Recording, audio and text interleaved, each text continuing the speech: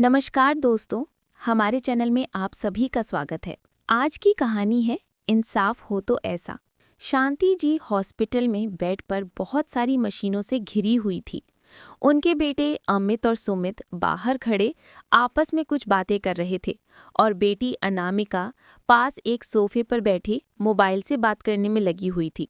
शांति जी ने जब आंखें खोली तो उसके पैरों के पास बैठा उनका नौकर राहुल जल्दी से उठकर बोला, माँ जी, आपको होश आ गया? भगवान का लाख लाख शुक्र है।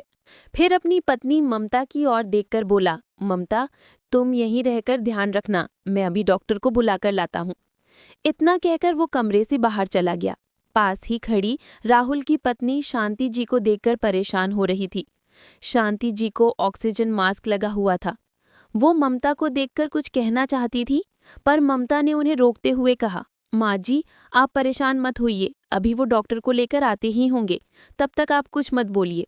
लेकिन शांति जी की नज़रें अपने बच्चों को ढूंढ रही थी। उन्होंने इधर उधर देखा तो उनकी बेटी अनामिका पास के सोफे पर बैठी मोबाइल से बात करने में लगी हुई थी।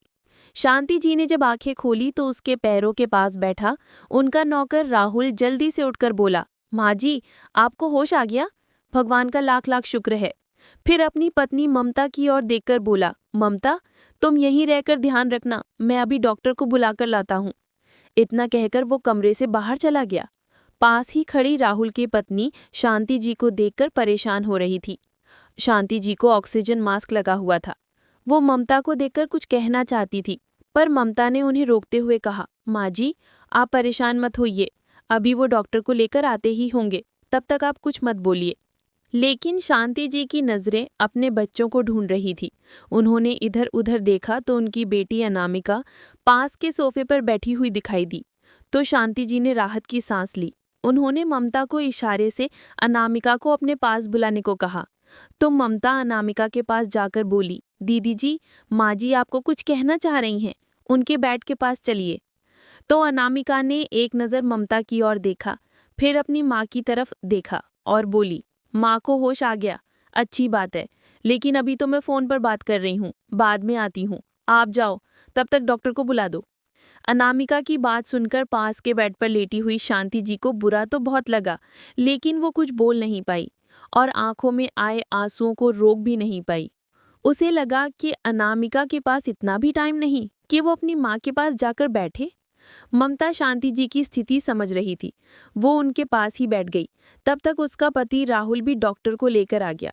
डॉक्टर भी शांति जी को चेकअप करने के बाद सिस्टर को देखभाल करने को बोलकर बाहर निकल गए। सुमित और अमित बाहर खड़े डॉक्टर को देखकर उनसे बातें करने लगे। राहुल ने शांति जी के पास बैठकर कहा, माँ जी, आप बिल्कुल भी परेशान मत होइए, डॉक्टर साहब आपको बहुत जल्द ठीक कर देंगे। तो शांति जी ने उसे देखकर फीकी सी हंसी हंस दी, पर अंदर ही अंदर वो इस बात से भली भांति परिचित थी कि वो कुछ ही समय की मेहमान है। अनामिका उठकर बाहर चली गई। दवा का असर होते ही शांति जी को नींद आने लगी और वो सो गई। तभी राहुल ने अपनी पत्नी ममता को धीरे से कहा, ममता, घर जाओ और माँ जी के लिए हल्का फुल्का नाश्ता बनाकर ले आओ और सूप भी लाना, मैं यहीं पर हूँ। शांति जी सोई हुई थी, इसीलिए ममता के जाने के बाद राहुल भी चाय पीने के लिए बाहर चला गया। थोड़ी देर बाद सुमित और अमित और उसकी बहन अनामिका शांति जी के पास आए और आपस में कुछ बातें करने लगी कि तभी डॉक्टर फिर से उस रूम में आ गए। डॉक्टर बोले, देखो, आपकी माँ की तबीयत में कोई अंतर नजर नहीं आ रहा है। उन्हें ये दूसरी बार हार्ट अटैक आया है, हालत नाजुक है। पता है डॉक्टर, लेकिन आप ये बताइए कि और कितने दिन उन्हें यहाँ रखना पड़ेगा? सुमित ने डॉक्टर से पूछा। हाँ डॉक्टर, कितने दिन से हम लोग यहाँ रुके हुए हैं। इस बार छोटी बेटे अमित ने कहा। अभी कुछ कहा नहीं जा सकता है कि और कितने दिन लगेंगे, पर हम इलाज कर रहे हैं, आप लोग परेशान मत होइए। इतना बोलकर डॉक्टर कमरे से बाहर निकल गए।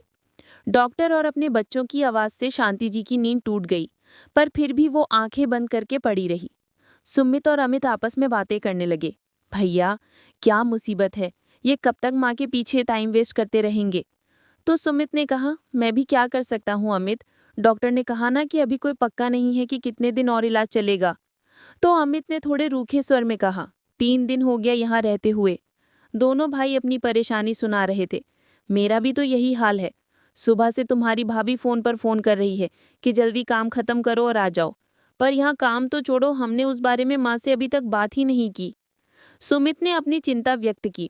भैया, मैं तो कहती हूँ माँ के ही घर जाकर हम पूछ लेंगे कि उन्होंने वसीयत में क्या लिखवाया है। अनामिका अपने भाइयों की बात सुनकर बोली तो सुमित ने कुटिल मुस्कान के साथ कहा, मुझे लगता है माँ ने हम तीनों के लिए बराबर के हिस्से किए होंगे। अपने ही बच्चों के मुंह से ऐसी बातें सुनकर शांति जी का दिल छलनी कर रहा था। सोचने लगी कि कितनी सुखी परिवार हुआ करता था उसका। अपने तीनों बच्चों के साथ हंसी खुशी रहती थी, पर उनके पति की असमय मौत के बाद सब बदल गया। सुमित और अमित तीनों भाई बहन बहुत ही छोटे थे। तीनों बच्चों को अकेले संभाल पाना कितना मुश्किल था। इसीलिए इन्होंने नौकरी करना शुरू कर दिया। धीरे धीरे घर की आर्थिक स्थिति भी ठीक होने लगी। तीनों बच्चों को अच्छे से पढ़ा लिखाकर अपने पैरों पर खड़ा किया। उसकी शादी की, लेकिन फिर अपने ही घर में शांति जी अकेली पड़ गई। बच्चे अलग अलग शहरों में रहने लगे, सिर्फ त्योहार पर ही आते। शांति जी बच्चों को देखने को तरस जाती, पर तीनों को कोई फर्क नहीं पड़ता।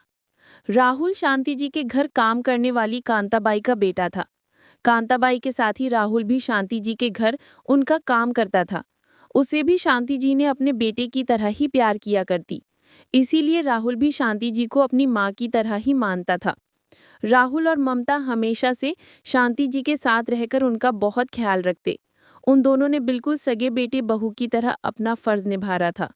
शांति जी को लगता जैसे राहुल पराया नहीं बल्कि उनका अपना बेटा है। पर आज अपने ही बच्चों से ऐसी बातें सुनकर शांति जी को बहुत ही घृणा महसूस हो रही थी।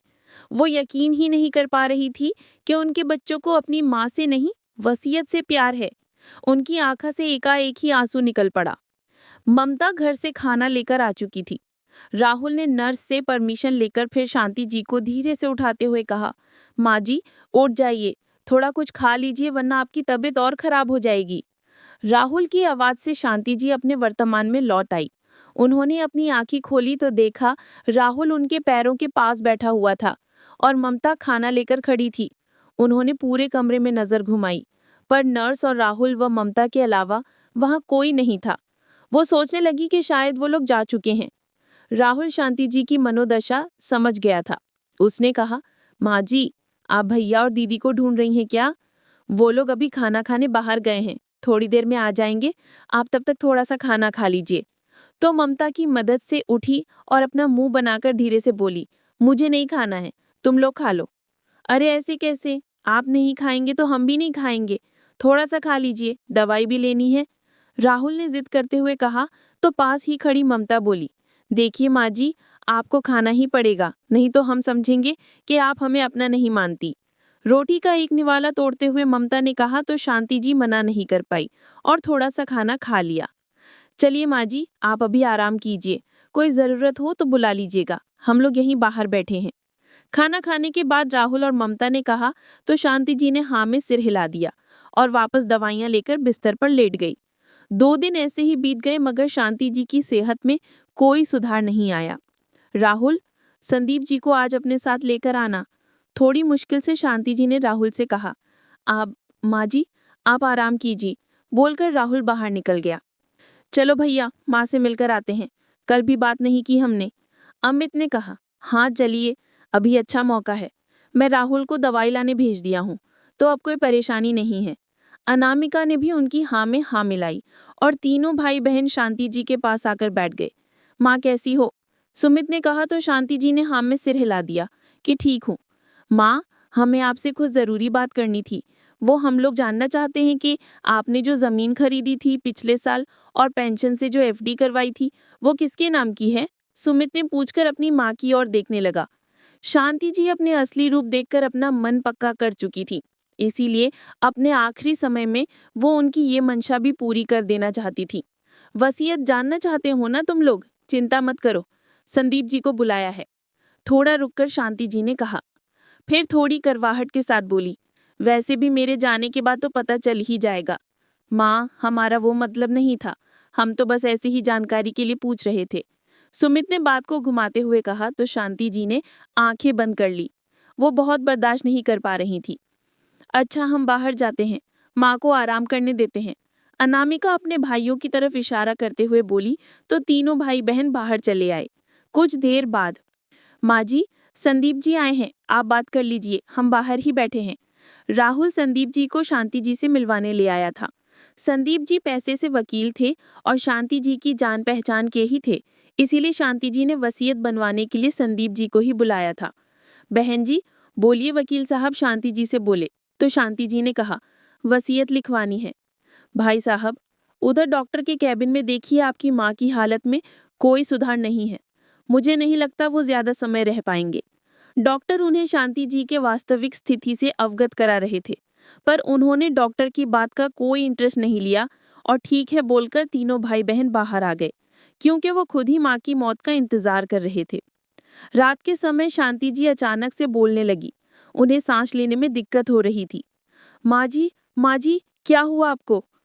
शांति जी की आवाज सुनते ही पास में लेटा राहुल उठ गया। राहुल, मेरे बच्चों को